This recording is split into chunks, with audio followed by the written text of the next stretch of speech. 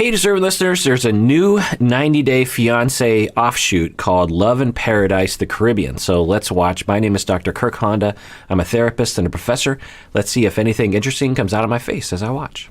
They haven't texted me because I haven't phone, But I just don't understand. You've had 11 months to do this. Costa Rican people, they are very relaxed. But American people, then, don't relax. All right, so I haven't reacted much yet to anything because it's been mostly just them introducing us to the cast. We have Amber from the United States and we have Daniel from Costa Rica, I believe. And they have been dating for a long time and have been able to see each other quite often. And then when COVID happened, they weren't able to see each other. And she is trying to get a K-1 visa for him to come out to the United States and get married. And she has sent him emails and whatnot for paperwork that he has to fill out. And he is saying that he hasn't read it, but he is saying that he hasn't been able to view it because he doesn't have a good phone or he has bad internet or something. And we are also hearing him ask her for money, saying that I need money to be able to talk to you and that sort of thing. And from her standpoint, she's hurt by it. She's crying, and she feels like he isn't putting effort into the relationship. I think he might have lost his job, but he just got lost his job from the pandemic, but then got a job recently. And so on one hand, that would be hurtful that someone seems to not be able to contact you and you're giving him a lot of money. You can feel used. On the other hand, if you have no job and even with a job, things aren't really great anyway, and it's hard to make enough money to pay for extras in life, you could see his point of view. The other thing he's saying is that American people don't relax, and that people in Costa Rica are relaxed. Okay, maybe that's part of it, but if he wants to marry her and come to the States, which he has stated he wants to do, he at least has to read and at best fill out the paperwork. So I wonder if we're seeing something here in terms of a dynamic, a mother-son dynamic. But she used to get upset because I don't do it when she say. I'm just so tired of being your mom and not your fiance. Ding, ding, ding. So I was detecting that, and she's feeling that she feels like she's his mom and not his fiance. So this is actually kind of a good sign that right from the beginning, she is resisting that role. The more concerning situation is when we see a couple in the first few years of their relationship where there is a parent-child dynamic and they don't seem to really question it. So maybe this will help. She's identifying like, oh, I'm feeling that way again. So what would be a good thing she could say? She could say to him, I'm just telling you right now, it hurts my feelings that you didn't fill it out. And I know you say Costa Ricans are really, really relaxed, but and I respect that, but do you want to marry me? Do you want to come to the States? Because if you do, then you have to fill this stuff out. And please do it because I miss you and I want to see you. And because the reason why you would say it like that is because if you continue to come down on him like you're his mother, then it causes often the son role and the child role in people to rebel, because that's what children do. When you tell a child to take out the garbage, their first initial response is, I don't want to, and they try to resist. That's just the way parent-child interactions tend to be. So you want to get out of that dynamic where you're coming down. You want to come at him as an equal and say, I need you and I'm vulnerable and I'm hurt. That's a peer. To come down on someone and say, you have to do this and what's wrong with you is something more that a parent would say. I mean, seriously, what the f is Daniel doing? The K-1 visa requires a lot of work, and I've done most of it. But there's some documents I can't get, and Daniel has to. Is he even trying to finish our application? Or is he just kicking back on the beach while I'm busting my butt so we can have a life together? Totally get it.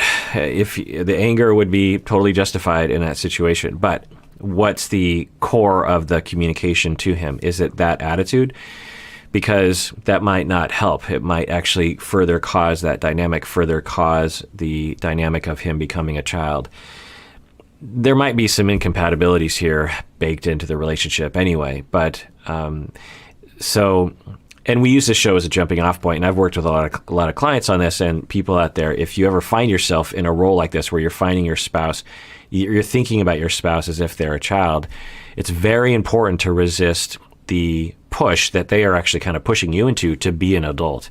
You want to check in with those core feelings and own them and communicate them as if they are an equal. Stay, talking to them as if they're on the same level as you. More of a request type of style rather than a lecturing style. So let's see what their interaction, their dynamic is like. I just feel like there's somebody you could call, there's something you could do, and you're doing literally nothing. It's just always something, Daniel.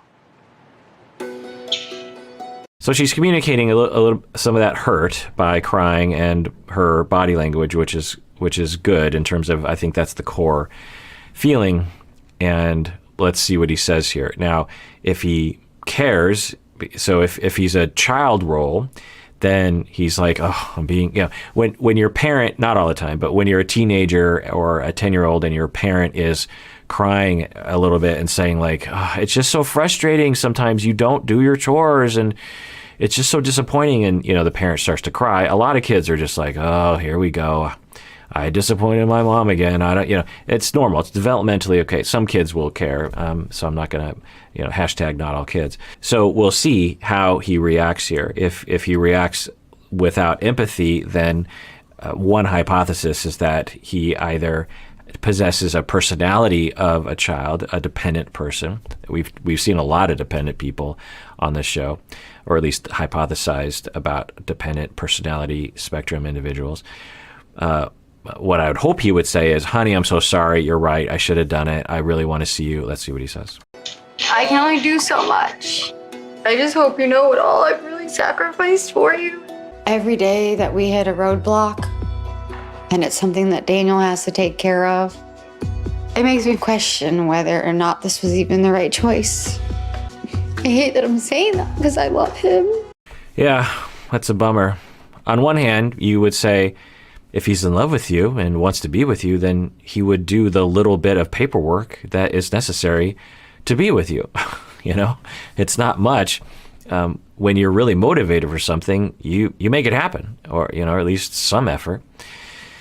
But now she's struggling because, on the other hand, she probably feels a lot of love from him when she's in his presence. The other option is that he suffers from some sort of executive function problem, ADHD, for example, and it's hard for him to gather the executive function resources to follow all the steps. There are a lot of, maybe he's depressed, I don't know, or he has maybe some contextual issue of stress at work or something that's preventing him from doing these things. I don't know. Let's see what he says.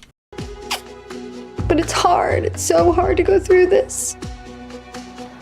Just have everything ready by the time I get there, and we'll be fine. Promise. A little bit more of that dynamic. So I'm sure, because this is actually a pretty common thing in relationships, I'm sure that some of you are actually in a dynamic like this on one side or the other. And it's a matter of tone, it's a matter of mindset, of differentiation of, where am I? The fused, the undifferentiated side of the coin is to be focused on him and say like, come on, let's go. How am I going to get him to do this? That's what a parent does to a child. How am I going to get him to do his chores? How am I going to get him to do his homework? With the assumption that the kid won't do it unless you impose some kind of fence around the situation or some kind of constraint, some kind of consequence, some kind of control. But hopefully that's not what a marriage is. You shouldn't have to control the other person to love you. You should present a situation, and then they will step into it. They will step up and actually provide you with your needs. So it's a mindset. It's a different place in your heart of how do I get him? This is one of the things that I work with a lot of Ambers in my office, is getting out of that mindset of how do I get him? How do I get him to do X? How do I get him to do Y? Instead of what do I need? Who am I and how am I feeling? I just need to convey that. I give this example all the time. I've probably given it in one of these videos before, but the analogy I have is the very first time that I rode a horse. I think it was the first time. It was the first notable time. I was in Montana on this 1,000-acre ranch, and they had all these horses, and they just actually, I was with my church youth group, and we were building a sport court, like a tennis court, basketball court, for these teenagers who were at this home because they had committed terrible crimes, and instead of going into prison, they went to this ranch in Montana, and my church youth group ran out there to help them. It was a very eye-opening experience because the teenagers, the incarcerated teenagers, were all really nice people, and then as we were driving away, we found out what crimes they had committed, and it really blew our minds because they had committed some pretty horrible crimes, thus being incarcerated, right? But anyway, part of the ranch experience was for us to get on a horse and ride. And they put me on, I was 13, 12 years old, and they put me on probably the most unruly horse in the bunch. And I got on the horse, and the horse just bolted. And I didn't know how to ride a horse. They didn't even tell me how. They just put me on the horse, and it just took off. And I was giddy at first. I was laughing. It just felt so amazing to be on this powerful animal as it just sped through this pasture. And then I saw this stump coming up, or a tree or something in the way. And I started to be terrified that I was going to run into this thing, and I was going to kill the horse and kill myself or something. And my life is flashing before my eyes, and I don't know what to do. I have the reins. I'm like, I've seen movies. I've seen Western movies. You pull or something, but I didn't know what to do. And then the horse, almost when we were about to hit the thing, just took a left or, turned right or whatever, and just went around the stump. And it was then that I realized, oh yeah, that's right. Horses are, creatures. They understand how to avoid running into things. I don't have to steer it. It's not like a bicycle or a motorbike or a car. It's alive, and it has eyes, and it wants to preserve itself. It doesn't want to run into objects. Well, the same goes for your spouses. If you're in the Amber position, the assumption that you have to use the reins and you have to control your person to get them to do what they want is actually incorrect.